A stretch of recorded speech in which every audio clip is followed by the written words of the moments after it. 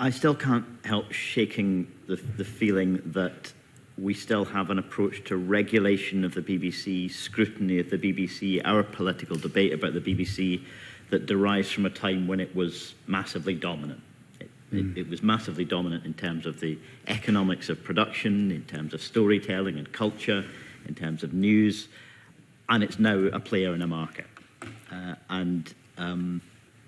The legislation that you mentioned, the Online Safety Act and the Media Act, it seems to me might catch us up with where we should have been 20 years ago, but don't address fully the landscape that we're now in and what it's going to continue to evolve into. The Media Act does give you some powers in relation to video on demand, and I was looking at your website to see if the consultation on that is out yet. I haven't seen it, so I'm going to ask about the context of that and the scope and the breadth of it. But I'll connect it to the point the convener made about the Liverpool incident very recently. The BBC quite properly immediately started saying this is not being reported as a terrorist incident. The suspect is white. That didn't matter at all because huge numbers of people were immediately fed lies saying that this was an immigrant or that this was a terrorist attack. And there's nothing at all about the regulated parts of news can do to stop the proliferation, the very deliberate proliferation of lies, conspiracy theories. And it's by no means the only example where major video-on-demand platforms are actively promoting conspiracy theories, far-right propaganda, public health misinformation, as we saw during COVID. So what is Ofcom now empowered to do under the Media Act in relation to those very, very profound challenges about disinformation, conspiracy theories, for example, political neutrality in an election on those other platforms, major video-on-demand platforms, as well as the proliferation of social media platforms? Things there, because so the Media Act, you referred to the video-on-demand code. So we are required to draw up a video-on-demand code, and I think we could bring out the consultation later on this year. Okay. It will be very much based broadly around the aims of the broadcast code. So protecting audiences from harm, due impartiality and due accuracy of news, etc., etc. It'll look pretty similar. That will be going out to consultation. I think once we've published that code, we will then start looking at whether we try and bring the two together, because at the end of the day, people are consuming things across different platforms. In terms of the specifics about mis and disinformation, that was decided by Parliament not to be included in the Online Safety Act in terms of protection from harms. There is no legislative lever that we have to sort of, as you said, it's not a takedown regime on the Online Safety Act. So, and I'm not going to go into whether it wasn't my decision, but whether it was the right decision or not.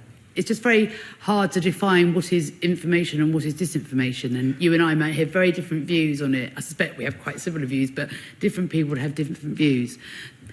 So there are again other levers. So actually next month, it's June. Yeah, in June we are having the third of a series of roundtables we've been having with the platforms and with the broadcasters to talk about how people can what I want to do is to make sure that people can find duly impartial, accurate news, which we have a framework which the broadcasters provide. Now, at the moment, the broadcasters don't have to comply their content on social media platform to the same standards as the broadcasting code, but they all choose to, because actually it's good for their brand. So when I was at Sky, I was in charge of TV and digital output, and I'd get people coming to me and saying, well, we don't have to stick to the rules for this. And I said, no, you do, because it's part of our brand. Our news is accurate and impartial. And so we're bringing the platforms and the broadcasters together. There's been some discussion, again, about giving prominence on social media to public service broadcasting outlets.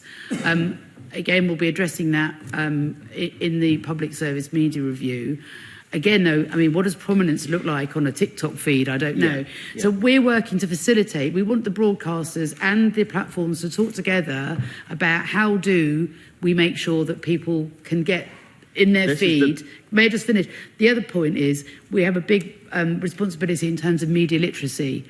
And it's about teaching people to know that what they see on social media is not necessarily isn't as regulated as it is on the TV. I agree with the importance of that point. It's all the more important because we have an unregulated landscape, though. And the phrase that you used twice is that making sure people can find or can access impartial and accurate content. Can I suggest, though, that will be entirely ineffective if they can find some accurate and impartial information if they go looking for it, but are being bombarded actively with the very opposite of that.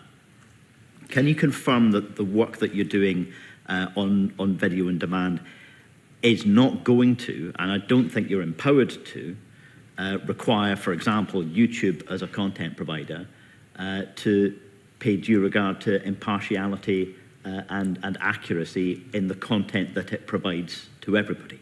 That it's not going to do that. The Secretary of State is going to designate what they call the Tier 1 providers, and I don't think that there's a separate issue with YouTube because they are not actually they're a platform, but they're not a producer of content. So it's a slightly different thing. No, there is no legislation to say that TikTok or Facebook are not allowed to run a certain kind of content. I don't think there's any regime in the world that's achieved that. Lots of people looked at possibilities. It's that balance of freedom of expression versus protecting audiences from harm. And I think that what we can do is work in many ways different as possible. And I do think media literacy is a huge important part of that.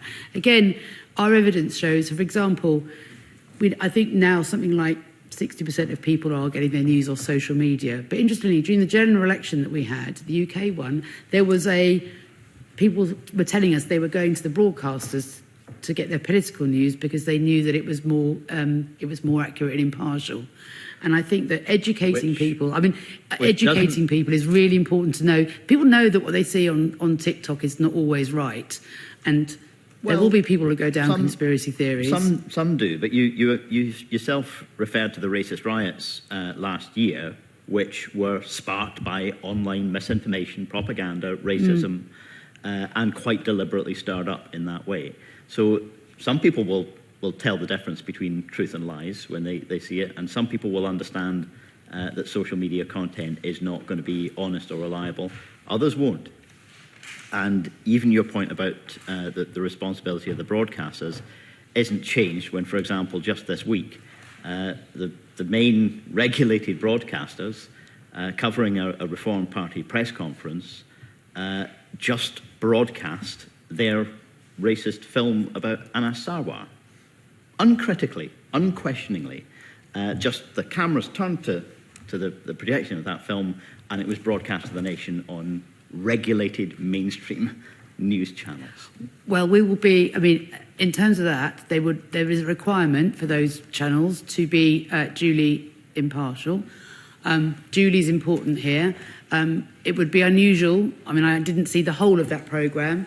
It would be unusual, in my experience, to take that live and then have no commentary, rebuttal, response from Labour. I would find that would be strange. I don't know exactly whether there's been complaints about it and we're investigating. As I said, I haven't seen the whole context of that. It's slightly two different things there. So, whatever broadcasters choose to take a press conference and whatever is said in that press conference, they have a responsibility to be duly impartial. So I would expect them in their coverage to, whoever's giving a political press conference, there to be some sort of response or rebuttal. On the wider thing about, making sure that there is, that there is not information or disinformation or sort of, wild theories or racism and etc. on social media, I think it's fair to say that we don't have powers to do that. Yeah. So that remains a massive gap in regulation of the news that people consume. It is in terms of. It's very. I think it'd be very difficult. It's a topic you could spend days discussing. Yeah. I mean, what is news? Exactly. How do you regulate news? Is news only what broadcasters put out, or respectable companies? It's a very, very difficult area, and it's an area that I think will take up a lot of discussion in the future. But as I said, we're trying to bring people. We're trying to bring people together, the platforms and the broadcasters, to make sure that their stuff, that the reporting they do, is given. You know, people get an easier access to it, and I think that's a really important tool. Thank you, Camilla. Can I ask